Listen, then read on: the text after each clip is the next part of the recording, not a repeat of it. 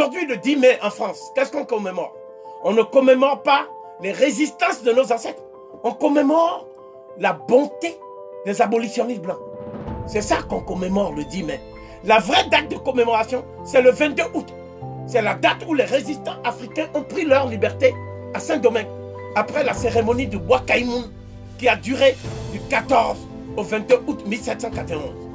Donc, cette idée selon laquelle les loges maçonniques ont bénéficié de l'argent de la traite des négrières, cette idée est d'autant plus prégnante que Voltaire était franc-maçon. Le fameux philosophe Voltaire, qui était actionnaire de la Société des Indes occidentales, était franc-maçon. Montesquieu était franc-maçon. Et ils ont tenu tous les mêmes propos, à savoir que le noir a une apparence humaine, mais Dieu ne peut pas avoir fait un cœur bon dans un corps tout noir. Et que c'est légitime de les vendre. Parce que si on les vend, ça permet à l'Europe de faire le progrès. C'est-à-dire c'est grâce au sucre qui vient du sang et de la sueur des Noirs que Voltaire mangeait. Et il se dit ami de la liberté. C'est pour ça qu'ils ont créé la Société des Amis des Noirs.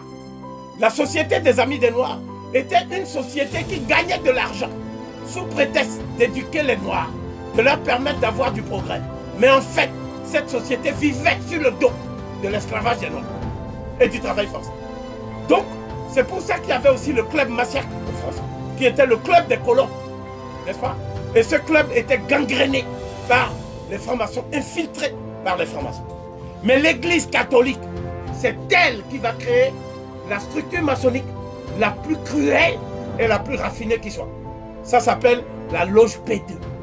La loge P2 du Vatican, c'est la loge maçonnique qui manipule l'Opus Dei, n'est-ce pas? L'Opus Dei a été créé par un Espagnol colonialiste et nostalgique qui a dit qu'il ne faut pas donner la liberté aux Noirs. Parce que le jour où on donnera la liberté aux Noirs, ce sera la fin de la race blanche.